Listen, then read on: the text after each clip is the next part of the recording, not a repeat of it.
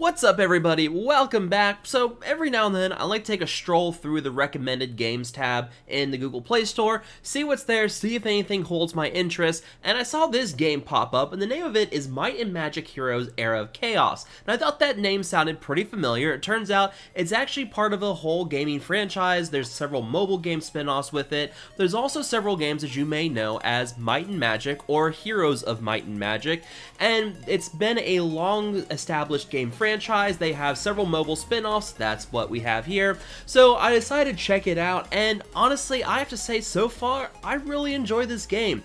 It's definitely a pretty interesting game. There's a lot of stuff in this game to do. There's a whole lot of content, meaning there's a whole lot of stuff to cover. And I think this is going to be a game I'm going to eventually start covering on my channel as well. But just want to talk about this game in case any of you guys are interested in trying it out.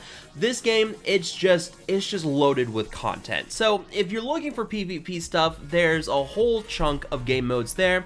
You have your regular arena where, you know, that's pretty much what you see in arena for every other game. You also have this Duel of Champions mode where you have these teams that you fight up against other players. You can set certain characters so that you get bonus damage and health, really makes things helpful.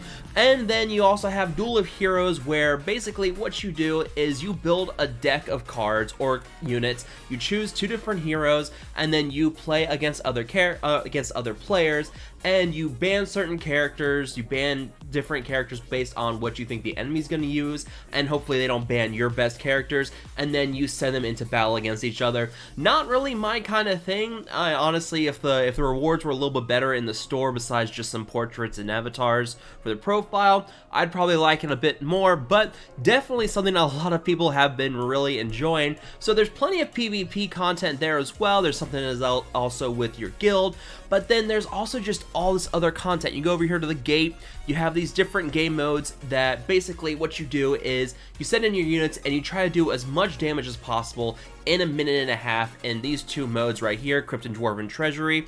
They give you your normal currency that you use to level up and improve your units, and then Dragon Utopia, which gives you gems, which you use to increase the skill level on your characters. These are all just kind of combat rush modes that have these leaderboards where you compete against other people in your server, and based on who has the best score at the end of the week, you get the premium currency rewarded through the leaderboard. I mean, it just kind of goes from there. There's training grounds where you go through and you learn how to play the game better. There's the roster where you put your units into these specific sections of these rosters, and based on the characters you have in there, they improve the all units that have those kind of tags. Like the charging units, if you put your best charging units in the roster, then all charging units get these bonus attack and health benefits. You can improve those with these runes that you get through other game modes. Your marketplace, that's pretty simple. Campaign, where you fight against preset teams, and as you go through, you get treasure chests. You get these buffs that increase the power on your units and your army, makes things easier for you. You can also get these treasure maps, which give you some really nice stuff when you finally get enough pieces assembled. There's the Magic Guild, which improves spells. There's the Astrologer, where you get artifacts, and these artifacts give you different powers, which improve the health, attack, defense, give you bonuses for all your different characters. There is a lot to cover in this game. We haven't even talked about guilds, where you have this guild adventure, which honestly I don't even know where to go with the guild adventure.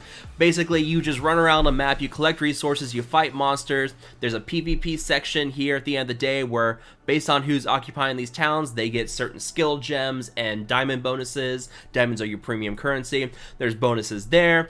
You go here to the world, you have your two different campaigns, the underground and just your regular story campaign. You have your Trial of Angels, where as you battle through these trials, you get premium currency, stuff that increases your spells, you get gold. You have the Shipyard, where you send units out on missions and you get this kind of stuff, which is used to increase the barracks, which you use to exchange for unit tokens.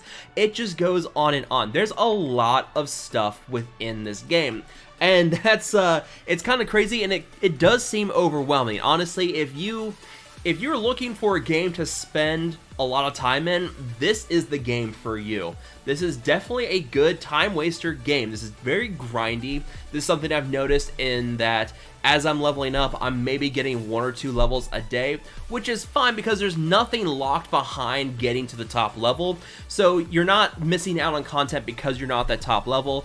There's stuff here where, you know, you can see as you level up, you get these different things. These islands are for the shipyard. You improve your magic spells as you go up these different levels. There's these modes called the Dragon Invasion, which I haven't reached the minimum level for yet. Artifact Upgrade, which hasn't gone live on my server yet. And that's another thing is, they're constantly adding new servers to this game, and if you come into the server, you get certain events, and that's also something else up here. There's all these events. There's events where you get different things, like the event that we have going on right now. We have a chance to get these chests, which drop tokens for this one hero called Vidomia, and we haven't even talked about heroes yet. There's 16 different heroes currently on my server, and right now, there's in the Chinese version of this, which has been in soft launch, which was in soft launch for about a year before this went live at the end of October. All these heroes have different abilities. They have, some of these are fantastic abilities, some of these not so good, and you basically build up your teams around those heroes, and you have all these units. There's several different subclasses of these characters or these units: attack, defense, charge, ranged, caster. Most of those seem pretty simplistic, easy to figure out. Yeah, there is a lot of stuff within this game, and that's what I love, is that if I'm looking to just spend time, if things are slow at work and not a lot going on, I can just launch this up on my phone and just kind of do missions, do PvP, do whatever I want to, and that is fantastic. It's just, man, this game just has a lot of content, and that's what I love. I love that if I'm looking to spend time on a mobile game, I can spend a lot of time in here. There's not, I'm not having to worry about, you know, I go in and I like sim a battle, or I throw in some characters real quick and then just do nothing. But yeah, if you're looking for a place to spend a lot of time on a game, or just wanting to just spend time on a mobile game, this is definitely a game for you. There's just so much stuff to do in here. And honestly, that's the best part. Now, not everything is gravy. Not everything is fantastic in this game. There are some problems with the pay-to-play sections of this, the pay-to-win sections, and that really does kind of affect things.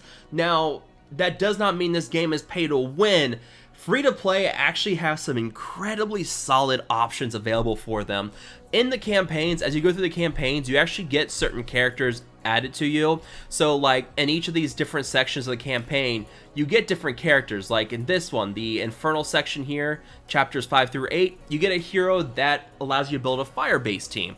Then chapters 9 through 12, you get a hero that allows you to build a melee-based team. And honestly, those two heroes make some fantastic free-to-play teams. In fact, if you go right here, you can see right here, this is the hero that you get in chapters 9 through 12.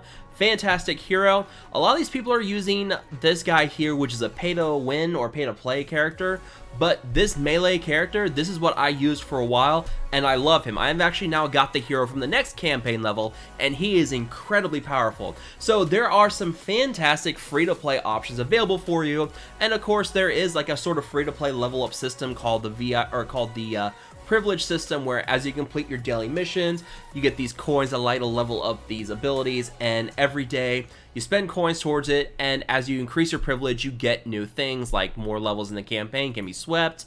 You can add more buffs added in for the campaign levels. You get increased amounts of Trial of Angel challenges. So that's not too bad. The problem is this VIP system and what comes with it. Now, here at the max level, you start to get this artifact, and you actually get most of the pieces over a few of the higher up VIP levels, and it's this artifact that once you fully assemble it, it allows you to basically summon this blue dragon into the battle, and this blue dragon is incredibly powerful, but free-to-play can still get it. It's going to take longer, but it's not walled off behind a paywall so much as it's just going to take longer. And you can see up here at the top, someone from our server is leveling up in Duel of Champions right now. You'll see that anytime that someone reaches a new rank or gets to the top rank in Arena, they put out this announcement across the server. So that's a little fun, you know, if you wanna get boost your ego a little bit. But the main problem here is this guy right here, this Black Knight in the VIP system. He is by far one of the best characters in the game, and it even tells you so much. Like in some of the loading screens, you'll get like different characters thrown up, and if this guy is thrown up in the loading screen, it says the best charger unit. Like they don't try to disguise it. This guy is the best charging unit in the game. He's one of the better characters in the game. I think he's top tier. He's just fantastic, and you can only get him through the VIP system. Now, it also comes into play where, let me see if I can find it. You also get the hero, that I was showing you guys in Arena. That hero you also only get through the VIP system. So, and honestly, both the hero and the Black Knight both go hand in hand with each other. The hero levels up the Black Knight to a new level. He gets more powerful abilities. So if you are spending a lot of money on this game, you are going to get this hero that basically gets you a really good head start in Arena. But the nice thing is they do have balance here, and like I said, there are many free-to-play options available to you in this game. So when I first started playing this game and I saw these pay-to-win options, I was ready to go into an epic grant, and then I thought about it. I talked to some other people. Shout out to Skylinks, who has been doing some YouTube videos on this game. He's been helping me out. I talked to him about it.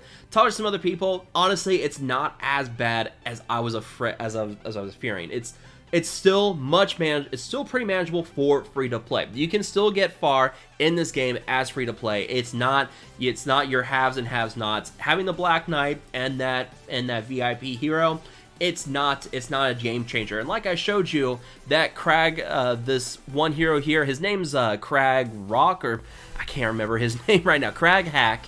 He which is a fantastic name. You can get him, and yeah, I mean, at the end of the day, you can run him in a melee-based team and just run over different guys. You can actually see here, this is a Christmas-themed skin of Crag Hack. It's basically him in a sleigh throwing out presents. I love that skin. But yeah, at the end of the day, lots of content, some concerns I have for pay-to-play stuff, but free-to-play are still in a pretty competitive spot. So overall, I really like this game. I think this is one I'm definitely going to be covering here in the future on my channel. Let me know down below, what do you guys think about this game? Let me know what your thoughts are on it. As always, guys, feel free to like, share, and subscribe. I will see you guys next time.